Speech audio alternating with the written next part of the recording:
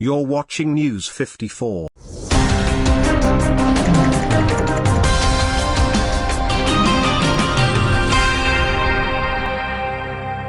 Deputy President William Ruto and his allies have suffered another blow after the High Court threw out a petition seeking to stop the operationalization of the Political Parties Amendment Act 2022. In the Wednesday, April 20th, ruling, the High Court argued that there was enough public participation contrary to claims by the petitioners.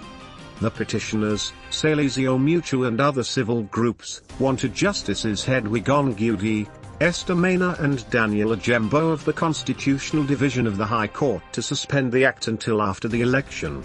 The act paved way for the formation of the Azimio la Umoja One Kenya coalition party, a political party that was formed without dissolving the affiliate parties.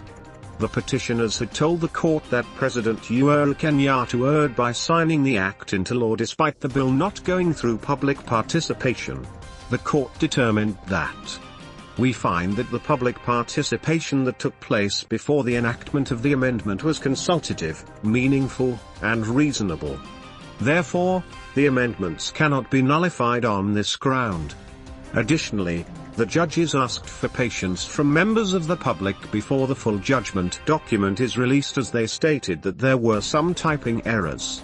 Azimio, led by former Prime Minister Raila Odinga, was gazetted on April 14, even as President Uhuru Kenyatta was named as the chairperson of the Coalition Council.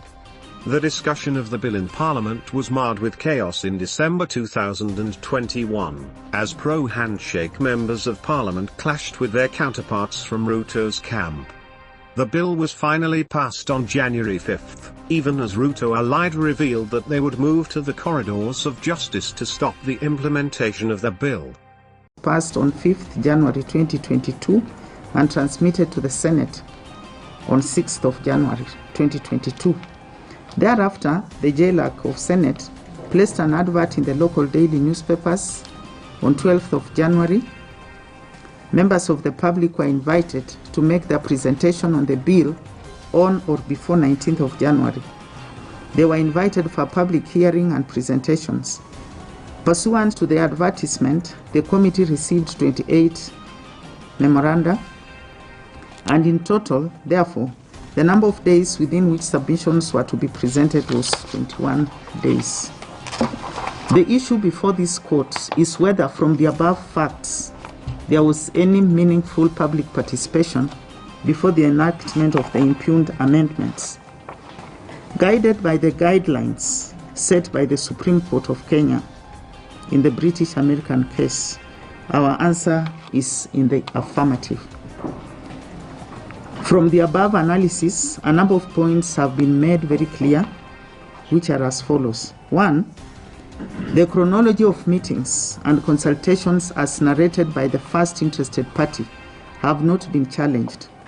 Consultative meetings were held since 2017 after the general elections to January 2022.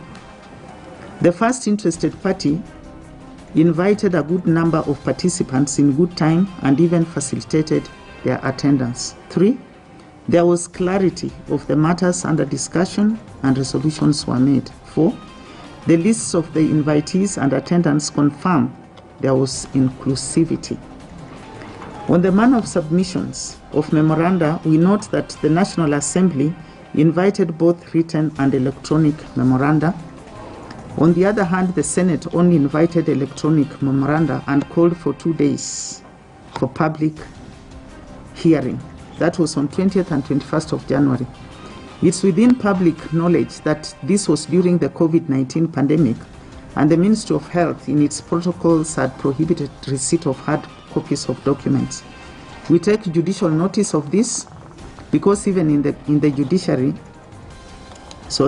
judiciary was not receiving hard copies of submissions and pleadings which had to be sent electronically or through email. In our conclusion, we find that there was meaningful public participation prior to the enactment of the impugned Amendment Act. We have also demonstrated that the process of public participation took over 4 years and not the 7 days alleged by counsel for the petitioners. We find, therefore, that the ground of public participation has not been demonstrated. The next issue is whether the Political Parties Amendment Act is ambiguous and certain overboard to warrant the striking out of the Act in its entirety. Learned Counsel for the second to fifth petitioners submitted that the introduction of a coalition political party in the Political Parties Act has created vagueness, confusion, and ambiguity in the statute, that this has rendered the Act incoherent and unworkable, requiring unpacking of the language. She contends that this makes the Act unconstitutional, and to support her argument, she relied on 3 cases which we have cited here. In response, the first respondent submitted that contrary to the second to fifth petitioner's assertion, there is no vagueness or incoherence in the said definition. Counsel submitted that there is no justification for the petitioner's assumption that political parties cannot come together on account of a shared ideology. The word vagueness was defined in the case of Osborne versus Canada Treasury, which we have cited here. It states, it was held that vagueness can have constitutional significance, and one such significance is that a law may be so uncertain as to be incapable of being interpreted, so as to constitute any restraint on governmental power. The uncertainty may arise either from generality of the discretion conferred on the donee of the power, or from the use of language that is so obscure as to be incapable of interpretation with any degree of precision using the ordinary tools. As we understand it, it is the contention of counsel for the second to fifth petitioners that the amendment of the definition makes the meaning of a political party under the parent act ambiguous, uncertain, and prone to different interpretations. As already observed above, the impugned amendment and creation of the coalition political party does not affect the meaning of political party as stipulated under Article 260 as read with Article 91 of the Constitution. To that extent, we have not found any ambiguity, confusion, or uncertainty as claimed by the said petitioners. Our position is based on the fact that there is a clear distinction between a political party and a coalition political party in both their formation and operation. The amendment clearly shows what the mind of Parliament was on the formation of a political party coalition, on the formation of a political party, a coalition, and a coalition political party. There is no doubt on what Parliament intended. It was further submitted by counsel for the second to fifth petitioners that it was improper to make the amendments less than 6 months before the general elections. She urged that the Kriegler report recommended inter alia that no amendments should be made 6 months prior to the date of the general elections. There was no specific response to this by counsel for the respondents and interested parties, save for counsel for the third interested party, who submitted that there was no evidence to prove any unreliability and incredibility of the election process as claimed. Upon considering the above submissions, we make the following observations. 1. Whereas there is no law in Kenya that bars amendment of the electoral laws within a particular time, and considering the recommendations in the Kriegler report, we must consider the context and the period it took to come up with the recommendations leading to the amendments. 2. The Kriegler recommendation on this issue considered the fact that people needed time to participate in the entire process, to raise any objections, to interact with the changes inter alia. The changes herein were made slightly more than 6 months to the general election, which resonates with the Kriegler recommendation. 3. It has not been demonstrated how the amendments on timelines will affect the elections. In any event, these timelines are meant to enable the political parties, the candidates, and the Independent Electoral Boundaries Commission manage their timetables so as not to affect the election date. 4. We also observe that the interest of an individual or individuals cannot outweigh or override public interest. It is within the public domain that parts of the Principal Political Parties Act, the Political Parties Amendment Act, and the Elections Act in relation to the 9th August 2022 general elections have been implemented. For example, gazettement and swearing of members of the ad hoc political parties dispute tribunal. Many parties have done their primaries and nominations. 5.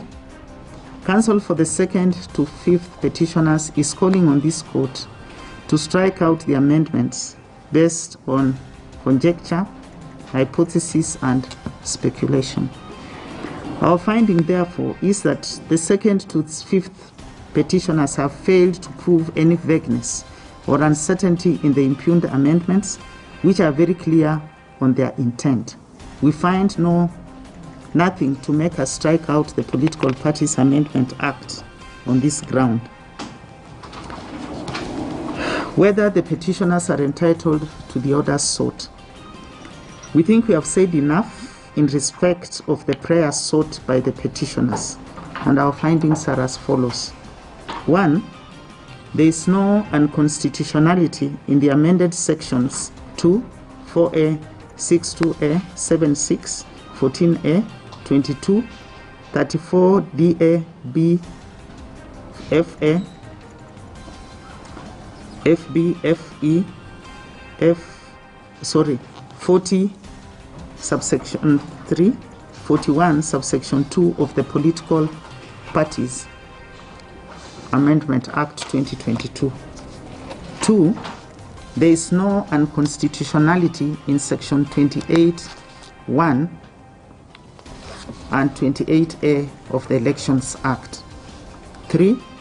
The deletion of section 31, subsection 3 of the Principal Political Parties Act is unconstitutional. 4.